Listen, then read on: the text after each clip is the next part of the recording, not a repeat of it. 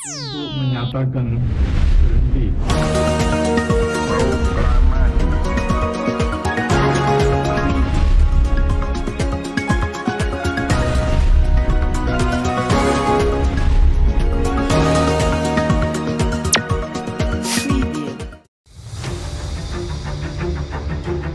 Sekarang ini Kementerian Bidang Ekonomi sedang bekerja keras untuk melakukan perubahan APBN. Jadi kemarin sudah dipidatokan oleh Pak Presiden, tapi sekarang sedang dibahas untuk dilakukan perubahan. Assalamualaikum warahmatullahi wabarakatuh. Kembali lagi bersama saya Naura di Secret Story Podcast. Dan teman-teman, hari ini kita ingin membahas salah satu hal yang sedang ramai ya diperbincangkan akhir-akhir ini, yaitu bagaimana nasib anggaran pendapatan dan belanja negara atau APBN setelah Ibu Sri Mulyani pamit dari jabatannya sebagai Menteri Keuangan.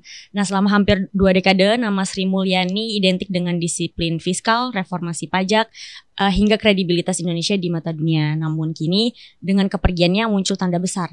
Mampukah APBN tetap sehat, kuat dan adaptif menghadapi tantangan global tanpa kehadiran sang penjaga anggaran? Nah, untuk membahas terkait hal tersebut, sudah bergabung bersama kami di studio Secret Story. Sudah ada Pak Wijaya yang merupakan pengamat dan dosen ekonomi dari Universitas Paramadina. Pak, selamat datang di studio kami lagi Pak hari ini. Makasih Naura, senang bisa hadir lagi. Oke, baik Pak, terima kasih juga. Nah Pak, terkait tadi yang sudah saya sampaikan sebelumnya di opening tadi ya Pak, terkait APBN dan juga Bu Sri Mulyani. Nah, bagaimana Pak Wija melihat situasi hari ini Pak? Ya, sebenarnya reshuffle Bu Sri Mulyani itu juga sesuatu yang pertama agak disayangkan ya, karena di saat-saat yang sangat kritikal bagi pemerintah kita, khususnya dari sisi fiskal. Ketika tahun ini, kemudian tahun depan, menurut schedule kita itu harus menerbitkan surat utang banyak banget, 1.400 triliun tiap tahunnya, di mana sebagian untuk refinancing hutang lama, sebagian untuk menerbitkan bagi kebutuhan utang baru. Jadi ini sesuatu yang sangat kritikal, sehingga sebenarnya ketika menterinya masih tetap Sri Mulyani, diharapkan investor itu masih percaya dan berlanjut. Bukan berarti Pak Purbaya itu buruk ya, tetapi ada tantangan tambahan. Nanti kita bahas tentang Pak Purbaya. Nah, tentang Bu Sri Mulyani sendiri, ada yang pro, ada kontra. Ada yang pro mengatakan bagus menjaga disiplin fiskal, tapi yang kontra menuduh neoli dan lain sebagainya. Saya kebetulan tahun 2014 sampai 2019 itu kan staf khusus Wakil Presiden Yusuf Kala bidang ekonomi. Jadi cukup intens mendampingi Pak JK meeting dengan menteri-menteri. Memang pada masa itu Bu Sri Mulyani seolah-olah sosok yang berbeda dengan yang sekarang. Tahun itu, periode itu, beliau adalah sosok yang sangat kekeh, sangat kuat menjaga fiskal. Karena kalau kita bicara kebijakan fiskal, yang paling penting bagi negara seperti Indonesia kan disiplin fiskal. Bendahara nggak boleh apapun permintaan menteri dikasih, apapun permintaan presiden dikasih, harus kekeh. Pada periode itu, Bu Sri Mulyani sangat berhasil menjaga disiplin fiskal. Karena ada Pak JK. Jadi begitu tekanan terlalu banyak, tekanan politik, tekanan dari menteri lain, pejabat lain gitu ya. Seringkali beliau datang ke Pak JK. Kemudian Pak JK membantu untuk memperkuat posisi Bu Sri Mulyani supaya disiplin fiskal tetap ditegakkan. Jadi dari sisi spending, 5 tahun itu menurut saya cukup bagus. 5 tahun pertama Jokowi. Dari sisi penerimaan, nah ini permasalahannya. Seringkali Menteri Keuangan itu disalahkan ketika penerimaan negara tidak sesuai harapan, atau disalahkan ketika dia harus menaikkan pajak. Padahal begini, Menteri Keuangan atau Kementerian Keuangan itu seperti ibarat kebun apel, kebun buah itu pemanen. Jadi dia hanya bisa memanen buah, dia hanya bisa memanen pajak kalau seluruh komunitas, seluruh negara itu menanam pohon. Oke. Kalau semua kementerian, semua pihak, pemerintah pusat, pemerintah daerah itu mendorong pertumbuhan ekonomi. Kalau ekonomi tumbuh, investasi bagus, pajak otomatis meningkat.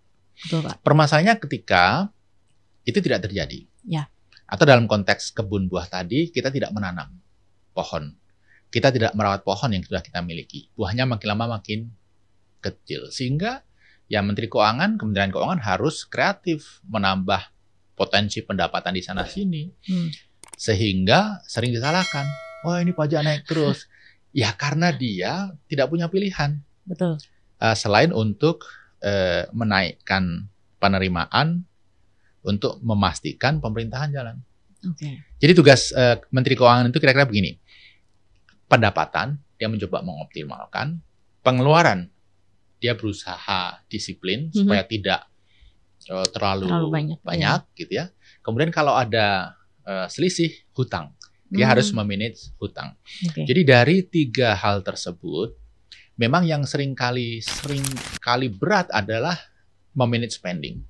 Karena pasti ada lobby politik, Betul. bahkan keinginan presiden, keinginan wakil presiden, menteri yang lain untuk menambah anggaran ini, itu, dan lain sebagainya. Dan seringkali menteri tidak punya pilihan selain untuk mengikuti. Betul. Konsekuensinya adalah bagaimana nih untuk menutup pengeluaran yang besar banget. Ya, pendapatan harus digeber, makanya banyak yang marah karena kok pajak naik terus. Begitu. Betul. Oke, Pak. Nah, berarti kan Bu Sri Mulyani ini sudah beberapa tahun ini kan dikenal sebagai simbol disiplin fiskal tadi yang seperti Pak Wijaya katakan. Berarti kalau menurut pandangan Bapak, bagaimana warisan kebijakan fiskal ini nantinya bisa dijaga Pak oleh penggantinya? Ya, saya rasa begini, siapapun yang menjadi Menteri Keuangan itu akan menghadapi permasalahan sulit. Oke. Kalau tidak ada dukungan penuh dari Presiden Oke, Pak. atau dari rekan-rekan menteri yang lain untuk menjalankan disiplin fiskal, untuk mendorong ekonomi melalui kebijakan sektoral agar bertumbuh, agar dampaknya kepada penerimaan negara. Jadi tanpa itu akan sulit. Makanya saya mengharapkan sekali Pak Purbaya ini kan dia mewarisi begitu banyak beban berat. Gitu ya. Dia memang harus mengeluarkan inovasi kebijakan baru. Oke. Sehingga ada potensi untuk membaik. Kebijakan baru itu juga harus hati-hati. Jangan sampai justru inginnya membaik, justru memburuk.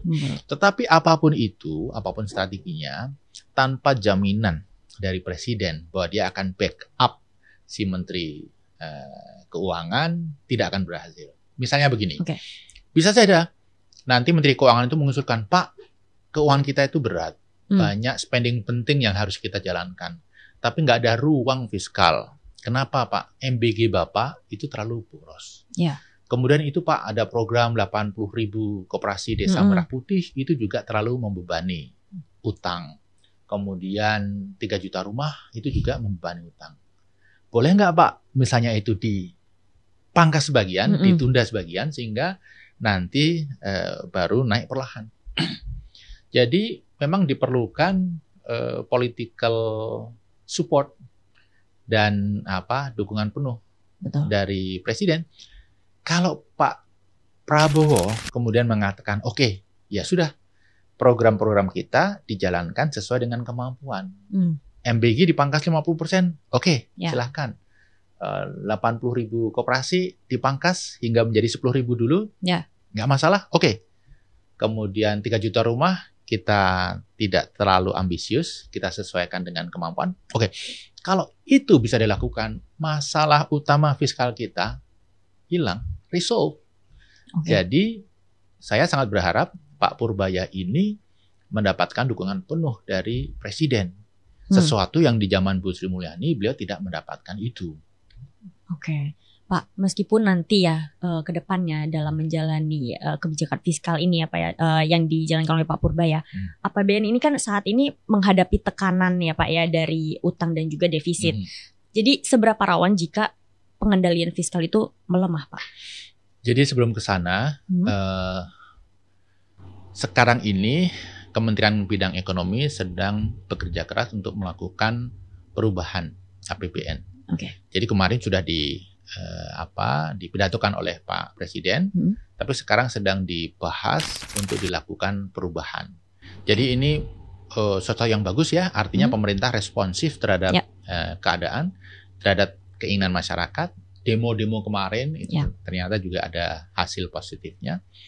Jadi kita berharap supaya APBN yang nanti diundang-undangkan itu APBN yang betul-betul sesuai dengan kemampuan dan sesuai dengan kemampuan fiskal kita dan APBN yang sesuai dengan kebutuhan rakyat. Ya.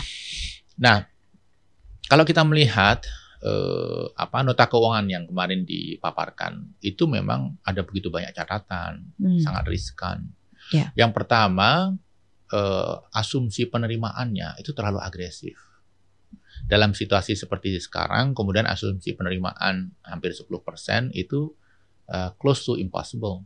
Yeah. Kenapa? Kalau kita lihat satu semester tahun ini aja, satu semester tahun 2025 ini, Naura, PPN kita itu turun 25% dari separuh tahun pertama tahun lalu. Oke, drastis. Artinya daya beli masyarakat sedang turun. Ya. Memang PPN itu PPN net setelah ada diskon-diskon. Nah, kalau diskon itu dikeluarkan juga sama, turun walaupun tidak sampai 24,sekian%, hampir 25%. Kalau total penerimaan negara itu dikombinasikan, dihitung, turunnya kira-kira 6% dari semester pertama tahun lalu. Padahal dalam kondisi normal harusnya naik 10%. Ini menggambarkan tahun ini fiskal kita akan berat. Dan biasanya penerimaan yang berat itu akan di-carry over ke tahun berikutnya. Kenapa? Karena ketika kinerja perusahaan tahun ini jelek, keuntungannya kan rendah. Pajak yang dia bayarkan rendah. Pajak itu dibayarkan tahun depan. Ya, pajak korporasi. Dan ini harus menjadi catatan. Kemudian dari sisi spending, APBN kita juga masih MBG 330 triliun, kemudian ini, itu, dan lain sebagainya yang menurut saya harus dipangkas, yang sangat mengkhawatirkan. Dan ini alhamdulillah Pak Purbaya sudah mengindikasikan akan ada perubahan, yaitu Naura pasti mendengar pemangkasan transfer ke daerah. Ya. Jadi transfer ke daerah itu akan dipangkas 24% kira-kira dibanding tahun 2025. Padahal pemerintah daerah itu sangat tergantung transfer pusat. Iya, betul Pak. Tanpa transfer dari pusat, dia tidak bisa beroperasi. Kalau mereka nggak punya uang, ya ujung-ujungnya naikkan retribusi daerah dan pajak daerah. Apa itu yang mereka bisa naikkan? Galian C. Kemudian BBM, pajak mobil, kendaraan. Kemudian pajak reklame, pajak hotel, pajak hiburan, pajak retribusi parkir, dan beberapa hal yang lain seperti PBB. Itu semua yang berdampak langsung kepada masyarakat. Jadi ada kecenderungan begini, Naura. Pajak yang diterima pusat itu pajak yang sifatnya strategik. Ya. Tidak serta-merta dirasakan langsung oleh masyarakat. Ya, ada dampaknya langsung dirasakan langsung misalnya PPN. Tapi tidak seperti kalau pajak daerah, retribusi daerah. Itu betul-betul dirasakan langsung oleh masyarakat. Karena hampir semua aspek tuh, Pak. Jadi Naura, ketika itu dinaikkan, pada teriak. Kemarin PBB dinaikkan saja, sudah pada teriak-teriak. Padahal itu transfer daerah belum diturunkan. Ya. Belum dipotong maksud saya. Kalau transfer ke daerah betul-betul dipotong, maka pemerintah daerah nggak punya pilihan kecuali menaikkan pajak dan retribusi. Dan Naura, mayoritas pengeluaran pemerintah daerah, hampir 85% itu untuk belanja rutin. Gaji, listrik, operasional kantor, yang untuk pembangunan sedikit. Jadi kalau dipangkas dari pusat, maka betul-betul untuk operasional saja mereka nggak cukup. Untuk bayar gaji, listrik aja nggak cukup. Mereka pasti akan melakukan apapun untuk bisa menutup itu. Betul. Kalau pembangunan kan, walaupun sebenarnya tidak boleh ditunda, kalau nggak ada duit kan bisa ditunda. Kalau gaji bagaimana nundanya? Nggak bisa itu Pak. Iya. Ya Pak, kita kembali lagi nih Pak ke figur Bu Sri Mulyani ya. Kan dengan hilangnya figur sekuat Bu Sri Mulyani ini, apakah nantinya kredibilitas APBN ini di mata investor internasional akan sedikit atau ikut terguncang gitu Pak? Saya rasa Bu Sri Mulyani adalah faktor besar ya, terutama untuk investor asing. Karena selain beliau punya pengalaman panjang, pernah di World Bank, saya berkali-kali mendampingi atau minimal dalam satu forum dengan pejabat kita di luar negeri gitu ya. Mayoritas pejabat kita ketika berbicara dalam bahasa Inggris itu orang Jawa bilang plagak-plegu. Confidence levelnya langsung turun 90%. Jadi tidak meyakinkan sama sekali. Bu Sri Mulyani beda. Dalam Inggris maupun bahasa Indonesia dia bisa mengkomunikasikan dengan baik. Bisa berkomunikasi dengan meyakinkan. Nah, itu satu faktor. Kemudian yang kedua tentunya track record ya. Jadi pasti ada dampaknya. Tapi bukan berarti kemudian Pak Purbaya tidak bisa melakukan hal yang sama, minimal setara. Nah, memang dalam beberapa hari pertama beliau menjabat, beliau sempat melakukan blunder-blunder. Statement-statement joke yang tidak perlu gitu ya. Yang ini tentunya mengganggu confidence dunia usaha dan investor. Tapi bagusnya dari Menkyu yang baru ini kemudian minta maaf, berjanji akan meralat. Walaupun kemudian pada saat pertemuan dengan DPR, blunder-blunder itu muncul lagi. Misalnya ada statement, saya akan menggelontor 20 triliun, kemudian saya akan minta kepada BI untuk tidak menyerap kembali. Artinya kan melalui SRBI. Artinya kan seperti seolah-olah BI di bawah Kementerian Keuangan. Atau ketika beliau mendiskusikan hal-hal yang detail tanpa konsultasi atau diskusi sebelumnya dengan kementerian lain, BI, OJK, dan seterusnya. Sehingga apa yang disampaikan menurut saya masih prematur. Seharusnya memang tidak boleh, ini ya idealnya ya menurut saya tidak boleh sesuatu yang masih mentah itu disampaikan, karena itu akan membuat keriuhan-keriuhan yang tidak perlu. Mending diskusi di ruang tertutup dulu, dibahas dengan kementerian, institusi terkait, kemudian setelah cukup firm baru disampaikan ke DPR. Lalu bagaimana kalau DPR menanyakan? Kan sebenarnya kemarin temanya bukan tentang apa yang akan dilakukan Pak Menteri, gitu ya. Itu lebih sifatnya pengenalan aja, kemudian alokasi anggaran untuk Kementerian Keuangan. Dan ketika beliau ditanya tentang apa yang akan dilakukan, sebenarnya bisa saja dijawab dengan sangat diplomatis. Atau mengatakan ya kita ada rencana, tetapi masih perlu didiskusikan dengan OJK, dengan BI, dengan kementerian lain, dengan Kemenko Perekonomian, dan seterusnya.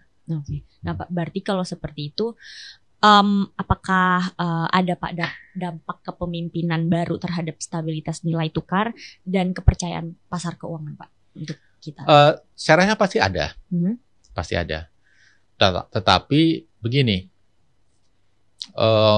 yang juga lebih penting dari figur si Menteri Keuangan adalah figur Presiden, kemudian figur Menteri-Menteri Ekonomi, kemudian profil ekonomi kita sendiri, kemudian bagaimana APBN itu alokasinya, kemudian apakah APBN yang disusun itu kredibel.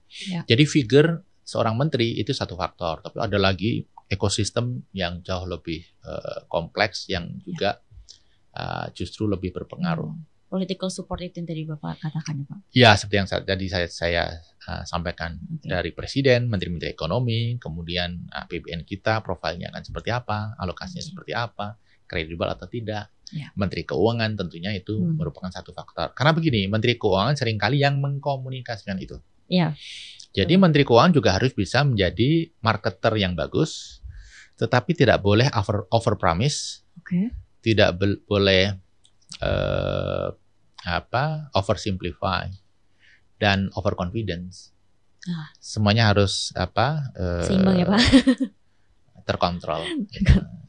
Semoga Pak Purbaya bisa belajar dari pengalaman beberapa hari yang lalu. Saya rasa bisa. Betul Pak.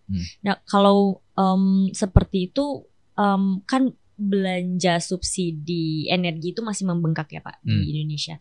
Tanpa Sri Mulyani, kalau pandangan Bapak ya, siapa yang akan berani mengambil langkah rasionalisasi? Sebenarnya begini, sebagai seorang Menteri Keuangan, Bu Sri Mulyani, saya rasa melakukan banyak hal yang tidak sesuai dengan prinsip-prinsip beliau. Oke. Karena memang ya suatu keterpaksaan. Ya. Nah, makanya seorang Menteri Keuangan supaya bisa sukses, dia membutuhkan political backup dari seorang presiden atau wakil presiden. Nah, ini menurut saya yang penting untuk kita jaga bersama, gitu ya. Menteri Keuangan menyusun kebijakannya harus proper, memang harus disusun dengan teknokrasi yang benar, tidak boleh spontan.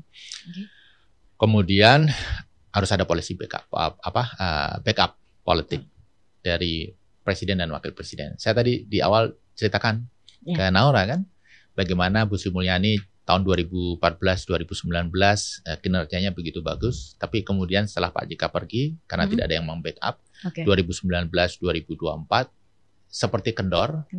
Kemudian sekarang saya kurang tahu ya, Bu Sri Mulyani juga sepertinya loose begitu aja ketika beliau menjabat posisi Menteri Keuangan. Pak, kita juga ingin mengetahui ya Pak, bagaimana pemerintah nantinya atau saat ini ya bisa menjaga keseimbangan antara belanja populis dan keberlanjutan fiskal, Pak. Saya rasa begini, intinya pemerintah itu harus berpikir jangka panjang. Ya. Dalam konteks ini misalnya Pak Prabowo harusnya berpikir 5 tahun atau bahkan 10 tahun. Ya. Karena kan saya yakin beliau mempunyai rencana untuk memimpin Indonesia tidak hanya 5 tahun, tapi 10 tahun. Jadi jangan semuanya itu short term. MBG 83 juta tahun ini. Setahun. Kan agak berat tuh. Betul. Kemudian 80.000 koperasi tahun ini. 3 juta rumah setahun. Jadi apapun itu, kebijakan yang bagus itu yang sesuai dengan kebutuhan. Ya. Kemudian yang kedua sesuai dengan kemampuan. Oke, MBG kita butuh. Asumsikan saja kita butuh ya. Koperasi Merah Putih asumsikan saja, ya kita butuh. Rumah asumsikan, ya kita butuh. Jadi dari sisi kebutuhan 3 program besar itu memenuhi. Tetapi kemudian pertanyaan yang kedua, ini harus dijalankan sesuai dengan kemampuan. Kemampuan fiskal kita, kemampuan birokrasi menjalankan itu. Ya. Kalau terlalu besar, birokrasi sendiri juga akan kewalahan, kualitasnya akan buruk, akan banyak kebocoran, korupsi di sana sini. Kemudian kalau tidak sesuai dengan kemampuan fiskal, ya nanti uangnya dari mana? Terpaksa harus mengorbankan program lain yang barangkali lebih penting atau harus menambah utang. Jadi itu sesuai kebutuhan dan sesuai kemampuan. Nah, yang 3 program utama ini sekarang harus kita pikirkan betul. Kemampuan kita seperti apa. Jangan terlalu ngongso, orang Jawa bilang. Jangan terlalu memaksakan diri. Ya. Oke. Pak, kalau kita boleh tahu juga, apa sih strategi agar penerimaan pajak itu tetap meningkat ya Pak ya, di tengah potensi perlambatan ekonomi atau kan saat ini memang sedang menurun gitu Pak? Ya, yang pertama jelas integritas penarikan itu harus diperbaiki. Kebocoran itu harus dihindari, itu satu ya. Yang kedua, ya memang ekonomi sendiri harus tumbuh seperti yang disampaikan Pak Purbaya supaya penerimaan pajak meningkat. Tapi ini kan butuh waktu. Ya. Ini harus dilakukan, tapi harus kita pahami perlu waktu. Yang ketiga, yang sebenarnya bisa menjadi cara cepat itu adalah memberantas ekonomi ilegal, shadow economy atau underground economy. Jadi di Indonesia ini menurut studi EY ya, Ernst & Young Global, mereka menstudi beberapa negara berdasarkan tingkat shadow economy. Ngitungnya berapa persen sih shadow economy ini dibanding total ekonomi. Jadi berapa persen terhadap PDB. Ya. Ternyata dari negara-negara yang dia review, India paling tinggi, 25,8%. India, Pak? India. Okay. Jadi 25,8% ekonomi itu shadow economy. Atau shadow economy itu 25,8% GDP. Indonesia nomor 2, 23,6%. Okay. Jadi kalau GDP kita 25.000 triliun, ya 23,5% itu ya kira-kira 5.600 triliun. Jadi ada aktivitas ilegal underground shadow yang nilainya itu 5.600 triliun. Dan ini jelas pertama mengganggu industri kita karena mereka beroperasi secara gelap, industri terganggu. Yang kedua, ini tidak membayar pajak. Nah, kita bahas yang pertama dulu ya. Okay. Ini mengganggu industri kita. Contoh shadow economy apa sih? Misalnya tekstil selundupan, produk tekstil selundupan. Ini kan membunuh industri tekstil kita. Kenapa banyak yang tutup? Kemudian import pakaian bekas, yang itu sebenarnya ilegal. Sekarang kan masih banyak. Betul. Ini kan membunuh itu. Belum lagi produk-produk masuk ke Indonesia secara ilegal, tidak membayar cukai, sehingga mereka harganya rendah, tidak menciptakan lapangan kerja, membunuh industri kita. Betul. Atau kalau kita dengar akhir-akhir ini kan gudang garam tutup. Ya. Salah satunya faktor ya ada beberapa hal, mungkin masalah strategi, masalah diversifikasi industri sektor yang kurang tepat karena masuk terlalu banyak ke properti, infrastruktur, toll road, membangun bandara dan lain sebagainya. Tapi juga ada faktor shadow economy. Karena saya menganalisis ya, gudang garam ini pasar utamanya kan Jawa Tengah dan Jawa Timur. Oke. Itu area di mana rokok-rokok ilegal itu beredar masif. Rokok ilegal itu adalah rokok yang tidak membayar pajak dan tidak bayar cukai. Ya. Sehingga harganya jauh lebih rendah. Ketika masyarakat daya belinya turun, mereka cenderung melakukan down trading, membeli produk yang kualitasnya lebih rendah, tidak masalah, yang penting bisa mengkonsumsi. Murah karena murah. Iya. Gitu ya. Nah, ini menyasar terutama di pasar Jawa Tengah dan Jawa Timur. Ya. Ini yang membuat gudang garam sempoyongan dan banyak melakukan PHK. Padahal ini perusahaan yang sangat solid beberapa tahun yang lalu. Lalu bagaimana dengan pelaku sigaret yang lain? Sama saja mereka juga terdampak, cuman tidak separah gudang garam. Ini menggambarkan betapa shadow economy itu mengganggu industri yang benar yang mereka membayar pajak. Cukai rokok itu 1 tahun kira-kira 225 triliun. Cukainya saja. Belum PPN-nya, belum PPh-nya. Nah, ini jauh lebih besar daripada penerimaan kita dari seluruh sumber daya alam, dari seluruh tambang maksud saya. Jadi, ya ini harus diprotek dari ancaman shadow economy. Pemikiran rokok mengganggu kesehatan, yaitu kita atur. Sebagai produk, kita atur bagaimana solusinya. Tetapi kan kita sedang berbicara masalah fiskal ya. Betul. Tapi ya dari sisi fiskal ya mereka harus kita protect dari illegal activity yang sama-sama produknya tidak sehat ya. Kalau kita sepakati bahwa rokok itu ada unsur kesehatan. Tapi yang tidak kalah penting, mereka tidak membayar pajak, tidak membayar cukai. Jadi yang shadow itu karena tidak ada pajak dan cukai itu, Pak? Shadow itu meliputi 3 aktivitas. Yang pertama adalah barang yang masuk ke Indonesia secara ilegal. Ini barang selundupan. Kemudian barang yang sebenarnya legal, mereka diproduksi di Indonesia, tetapi ilegal karena tidak bayar pajak dan cukai. Yang ketiga adalah barang-barang yang memang secara produknya sendiri ilegal. Misalnya narkoba, judi online, pinjol, judi online, kemudian judi atau judi online, kemudian pinjol ilegal. Nah ini beberapa komponen dari shadow economy. Oke, baik. Nah Pak, kalau selain shadow economy tadi ya Pak ya, kalau misalkan terkait reformasi pajak digital, terus juga karbon dan sektor keuangan, apakah nanti sekiranya ini menurut Bapak tetap dilanjutkan Pak? Ya, saya rasa pajak digital itu bagus gitu ya. Dan sebenarnya apa yang kemarin sempat diributkan itu kan bukan sesuatu yang baru. Hanya mekanisme penarikannya saja, di mana tadinya perusahaan-perusahaan itu harus lapor secara independen, tapi sekarang platform itu yang membantu memotongkan, sehingga platform kemudian setor ke pemerintah. Hanya bergeser aja ya Pak ya Hanya cara ininya. baru yang sebenarnya kalau motivasinya ingin comply, ini justru lebih menguntungkan gitu, daripada misalnya Naura jualan produk nih, UMKM jualan produk lewat platform e-commerce, kemudian Naura harus secara terpisah melaporkan, menghitung sendiri berapa yang harus kena pajak, kemudian melaporkan dan membayar. Iya. Tapi dengan cara yang baru, ini kan semuanya dilakukan oleh platform, jadi tanggung jawab mereka untuk mencatat dan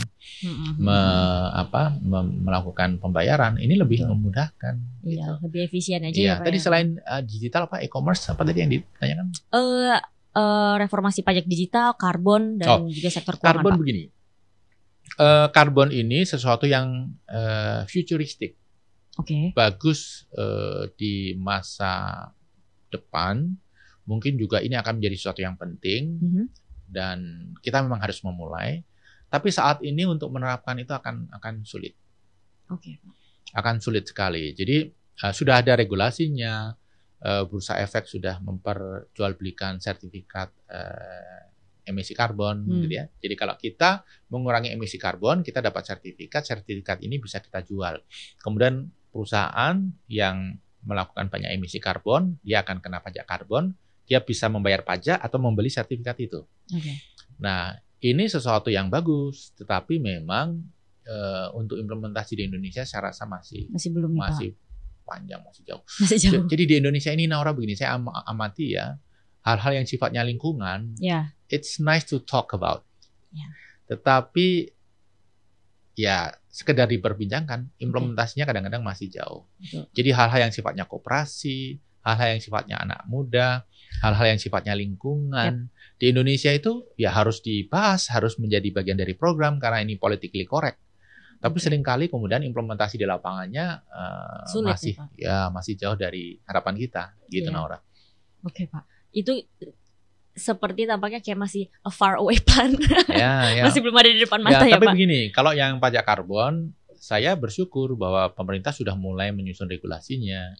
Kemudian Bursa Efek sudah mulai memfasilitasi transaksi itu.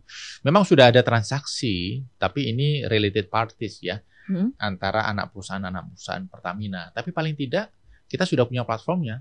Kita sudah mulai melakukan edukasi ke korporasi. Syukur-syukur nanti edukasi ke ranah yang lebih luas, tidak hanya ke korporasi. Jadi ketika suatu saat kita memang sudah siap untuk menjalankan, kita sudah punya sistem, sudah punya platformnya. Betul. Dan regulasinya juga sudah jelas ya. Oke Pak. Pak, berbicara terkait pengaruh politik ya Pak ya. Dalam penentuan arah APBN ini pasca Sri Mulyani, apakah akan semakin kuat atau mungkin justru melemah Pak? Saya rasa begini. Demo kemarin itu membuat semua pihak kemudian melakukan refleksi. Bahwa ternyata kita itu harus mendengar tuntutan rakyat. Jadi saya rasa demo kemarin merupakan turning point dalam konteks penyusunan APBN, di mana kepentingan rakyat itu akan lebih diprioritaskan. Saya lihat suasana hati para pengambil kebijakan, beberapa kementerian terkait APBN memang begitu. Tadi di depan saya sampaikan akan ada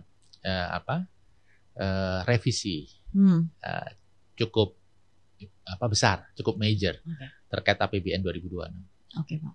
Nah Pak, kalau ada tidak Pak resiko menurut pandangan Pak Wijaya, ada resiko defisit melebar karena kebijakan fiskal yang lebih longgar Pak? Ya, jadi gini, 10 tahun periode Pak Jokowi, khususnya 5 tahun terakhir, itu utang kita melejit, luar biasa. Kenapa? COVID satu faktor, tapi tanpa COVID pun juga melejitnya luar biasa. Ya karena tidak ada disiplin fiskal sebenarnya. Tadi saya sampaikan, barangkali Bu Sri Mulyani approve terhadap sesuatu, tapi sesuatu yang tidak sesuai dengan konsep yang dia percaya karena tekanan sana sini, sehingga hutang terus melejit. Nah, sekarang ini pemerintah Pak Prabowo itu mewarisi kondisi fiskal di mana kapasitas berhutang kita itu sudah mentok. Oke Pak. Debt to GDP ratio kita itu sudah 40%. Jadi rasio antara hutang pemerintah dibagi dengan ukuran ekonomi itu sudah sekitar 40%. Tetapi kemudian yang saya khawatirkan adalah jangan sampai kebijakan kecanduan utang ini berlanjut. Iya, betul. Karena ada indikasi itu. Ada konsep burden sharing. Jadi sharing beban antara pemerintah dan BI. Di mana pemerintah menerbitkan SBN, surat utang, yang tadinya dibeli oleh private market, sekarang dibeli oleh BI. Oh, oke. Kalau yang membeli BI sendiri, ya pasti aman karena dia akan pasti membeli itu, apalagi dia menjanjikan akan membeli nilai tertentu, berapapun yang diterbitkan akan dia beli. Dan bagi BI belinya pakai apa? Nyetak uang. Nyetak uang itu, Pak? Ya, nyetak uang. Nah, lalu bayar SBN-nya ke BI pakai apa? Ya pakai SBN baru. Jadi kalau burden sharing ini menjadi strategi, ya kita akan semakin terjebak dalam hutang. Kalau dulu surat utang yang dibeli oleh masyarakat, oleh investor, sekarang karena sudah mentok, surat utang yang dibeli oleh BI. Walaupun aman, tapi ini membuat pemerintah menggampangkan untuk berutang, makin terjebak dalam hutang. Dan siapapun yang membeli surat utang itu, kan ini masuk dalam perhitungan utang negara. Jadi rasio utang terhadap GDP akan naik, melejit. Kemudian tidak hanya itu saja, kemampuan pemerintah untuk membayar utang kan terbatas. Tahun 2026 ini untuk membayar bunga utang saja pemerintah itu mengalokasikan 20% dari seluruh belanja negara. 20%. Nah, kalau ini terus berlanjut, bisa jadi 25, 28, 30%. Naik lagi, Pak. Ya, itu sangat membebani APBN. Jadi APBN kita yang sudah terbatas, diambil cukup banyak untuk membayar bunga, makin terbatas lagi, Naura. Kan tadi kan Pak Wija juga sempat menyampaikan kan ada tendensi utang ini kan akan meningkat gitu kan, Pak. Tapi kan bagaimana kan kita harus menjaga rasio utang itu tidak tembus ya Pak ke batas aman di tengah kebutuhan belanja besar untuk infrastruktur dan sosial. Nah, bagaimana kita harus menjaga itu gitu Pak? Ya, saya rasa begini, refocusing, fokus ke spendingnya, fokus ke program-program yang betul-betul dibutuhkan. Yang betul-betul memberikan dampak ekonomi. Kalau yang sifatnya konsumsi itu dipangkas lah. Saya sampaikan apa adanya saja, MBG harusnya dipangkas karena dia mengorbankan space fiskal luar biasa yang bisa dilakukan untuk hal-hal yang jauh lebih penting. Karena apapun itu yang namanya makan itu kan sifatnya sangat konsumsi. Betul. Dan kembali kita tarik ke belakang ya, Naura. 10 tahun terakhir pemerintah kecanduan utang menerbitkan SBN dijual kepada investor. Ini sudah mentok.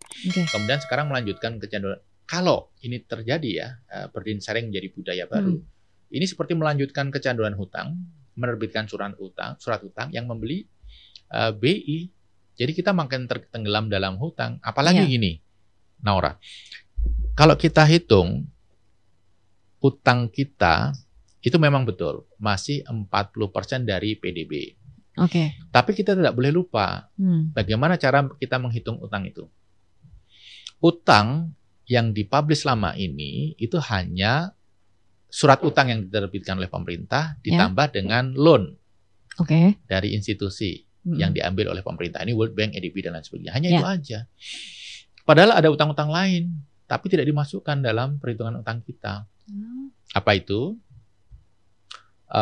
Pemerintah punya banyak utang subsidi ke Pertamina, PLN yang belum dibayarkan. Utang transfer ke daerah, ke pemda-pemda yang belum dibayar. Kalau itu digabungkan dalam utang, maka rasio utang kita tadinya 40% dari PDB menjadi 43% PDB. Belum lagi pemerintah kan punya kewajiban membayar pensiun. ASN. Nah, pemerintah punya dana pensiun, kemudian dia punya kewajiban membayar pensiun BUMN. ASN. Nah, dana pensiun yang ada itu nggak memadai. Sehingga pembayaran pensiun itu dilakukan oleh, memang sekarang dirubah ya, oleh APBN. Oh. Jadi komitmen membayar pensiun itu sebenarnya merupakan utang juga bagi pemerintah. Iya, Kalau itu kita betul. masukkan sebagai bagian utang, rasio utang terhadap PDB kita itu 63%. Tinggi sekali. Jadi kita memang harus hati-hati terkait Iya. utang ini. Jangan sampai attitude yang dulu terjadi, apa itu? Berhutang sekarang melempar beban ke generasi mendatang, Ya. berlanjut lagi. Melanjutkan attitude itu, nanti bebannya dilempar ke generasi mendatang. Generasi. Jangan sampai seperti itu. Oke, Pak. Nah, Pak Wija, kalau pandangan Pak Wija, bagaimana sih proyeksi pertumbuhan ekonomi jika pengelolaan APBN itu tidak seketat di era Bu Sri Mulyani? Saya termasuk yang meyakini bahwa ekonomi kita kuartal kedua kemarin itu tumbuh di bawah 5%. Berbeda dengan angka yang diumumkan BPS. Oke. Tapi saya tidak ingin mengatakan bahwa angka itu bohong atau angka itu manipulatif gitu ya. Tapi gut feeling saya, kita itu tumbuh 4,85% kuartal kedua kemarin. Dan untuk tumbuh di atas 5% tahun ini agak berat. Oke. Ya, tapi kalau dengan analisis BPS ya kita bisa di atas 5% gitu ya. Dan menurut saya kita itu jangan terlalu memaksakan pertumbuhan ekonomi yang tinggi. Oke, Pak. Ya, kita sebaiknya lebih memprioritaskan pada kualitas pertumbuhan itu sendiri. Ya. Pertama, apakah pertumbuhan itu juga mendorong pemerataan? Jangan-jangan tumbuh tapi gap kaya miskin terlalu lebar atau justru melebar. Kemudian yang kedua, apakah pertumbuhan itu sustainable? Yep. Apakah ini kemudian bisa berlanjut? Okay. Apakah kita melakukan sesuatu di tahun ini yang akan meningkatkan produktivitas kita di tahun depan? Nah, ini harus menjadi pertimbangan. Yep. Karena ekonomi itu bisa tumbuh sama ketika Naura membangun pabrik, atau Naura membangun IKN, atau Naura membangun sesuatu yang sifatnya konsumtif. Oke. Memberi makan gratis gitu ya. Yeah. Nah, membangun pabrik, membangun infrastruktur, ini bisa meningkatkan produktivitas tahun-tahun mendatang. Jadi ini lebih sustainable. Yeah. Kalau membangun IKN, ya ini tidak ada dampak pada peningkatan produktivitas masa mendatang. Justru terbebani. Yeah. Karena harus membayar subsidi, kemudian biaya operasional IKN gitu ya. Konsumsi ya hanya dinikmati sekarang gitu ya. Betul. Tahun depan tidak ada dampaknya. Jadi tidak hanya pertumbuhan yang penting, tetapi juga kualitas. Kualitas itu kita bagi dua. Pemerataannya, kemudian yang kedua adalah sustainability-nya. Oke. Apakah pertumbuhan tahun ini berdampak pada pertumbuhan tahun depan? Apakah pertumbuhan tahun ini meningkatkan produktivitas ekonomi kita di masa mendatang? Okay. Apakah berlanjut juga ya Pak ya itu sustained? Ya, jadi saya tidak tertarik untuk memperdebatkan 5%, 7%, 8% gitu ya. Targetnya itu ya Pak ya? Iya, karena kalau Naura tanya apakah kita bisa tumbuh 8% tahun 2029 gitu ya. Ya kalau dipaksakan ya bisa dengan berbagai cara. Yeah. Cuman jangan sampai tidak sustainable. Kita bisa tumbuh pesat dalam beberapa tahun ke depan kalau misalnya kita banyak melakukan utang. Kemudian pertumbuhan itu dibiayai oleh utang. Tetapi tidak sustainable karena kita akan berakhir dalam situasi di mana kita mempunyai utang yang sangat tinggi. Betul. Ya, gitu. Burden tadi apa ya? Jadi juga. Oke Pak. Pak, kalau misalkan dari sudut pandang masyarakat ya Pak ya, apakah masyarakat nanti akan merasakan perbedaan langsung dari perubahan gaya kepemimpinan fiskal ini Pak? Saya rasa ini tergantung ya. Kita belum melihat bagaimana Menteri Keuangan yang baru itu akan mendorong kebijakan fiskalnya, gitu ya. Tapi saya rasa Menteri Keuangan yang baru jadi punya fleksibilitas lebih. Okay. Kenapa? Itu tadi semua pihak itu sudah disadarkan oleh demo-demo kemarin, sehingga menjadi lebih peka, lebih sensitif untuk memprioritaskan kebutuhan kepentingan masyarakat. Okay. Dalam konteks ini Pak Purbaya itu punya modal cukup besar untuk sukses, dan saya berharap beliau bisa memanfaatkan ini dengan baik gitu ya. Jadi belum bisa kita analisis kira-kira akan seperti apa gitu ya, karena kita juga belum melihat seperti apa yang kebijakan yang akan dilakukan. Nanti paling setelah APBN yang final diketok kita baru tahu perubahannya seperti apa. Kemudian yang kedua, insentif ekonomi semester ini yang akan digelontor, katanya sedang difinalisasi. Bentuknya seperti apa, kita juga baru tahu. Attitude pemerintah kita akan seperti apa. Tentunya kita berharap ada perbaikan yang signifikan. Oke. Nah Pak, ini prediksi aja nih Pak ya. Apakah pemerintah baru nanti lebih fokus ke belanja pertahanan dan keamanan ketimbang kesehatan fiskal jangka panjang Pak? Maksudnya menteri yang baru? Iya. Jadi begini, saya rasa sih call itu ada di tangan presiden ya, bukan di tangan menteri keuangan ya. Bagaimana presiden melihat situasi ini? Kalau dulu katanya ya informasinya beliau disconnect dengan reality karena informasi yang ke beliau itu disaring. Semoga demo kemarin itu membuat beliau semakin dekat dengan reality. Gitu. Jadi kalau dulu katanya ya, ada pihak-pihak yang menyaring informasi ke beliau, semoga sekarang beliau lebih percaya informasi itu langsung dari lapangan atau tergantung kepada orang, tapi jumlahnya yang lebih banyak. Saya melihat kedepannya akan lebih baik, tapi terkait dengan belanja untuk TNI, Polri seperti apa, saya belum bisa menjawab.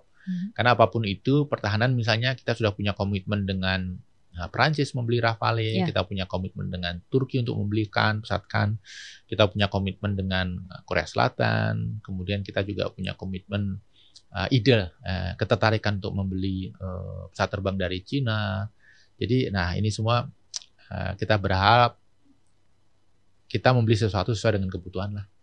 Kalau kita punya pesawat terbang banyak banget, itu kita akan perang dengan siapa sih? Kalau kita punya pesawat terbang bikinan Amerika, kemudian Korea Selatan, kemudian Perancis, kemudian Turki, itu apakah tidak mahal nanti biaya perawatannya? Betul. Ya, pesawat terbang perusahaan airline saja, salah satu cara untuk efisiensi perawatan adalah variasi brand dan variasi tipe pesawat sedikit mungkin. Betul. Iya, itu akan menekan biaya perawatan. Oke. Nah, Pak Wija, ini mungkin yang terakhir nih Pak yang mau kami tanyakan. Bagaimana sebaiknya publik, ya akademisi dan juga media mengawal transparansi APBN ke depan agar tidak kehilangan akuntabilitasnya, Pak?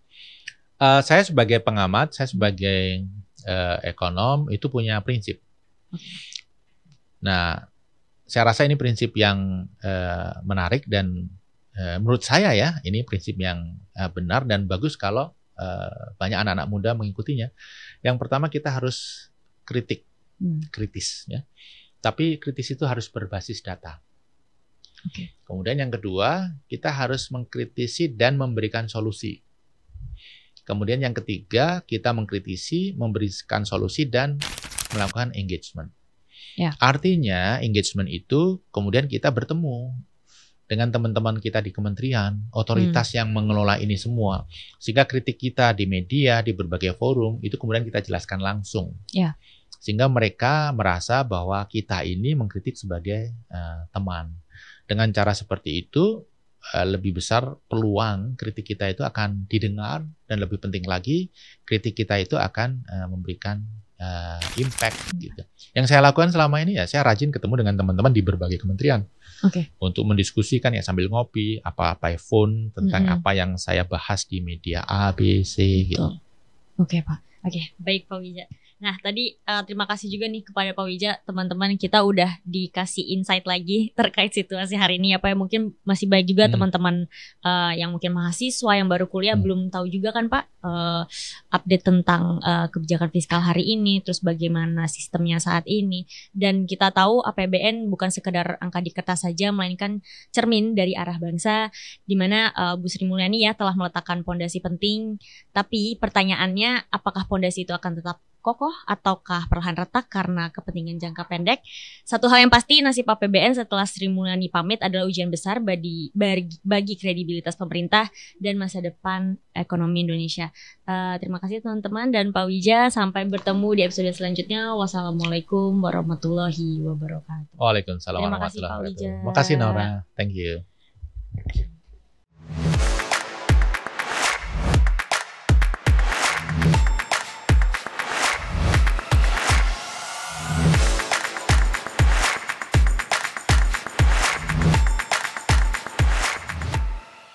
Untuk menyatakan berhenti.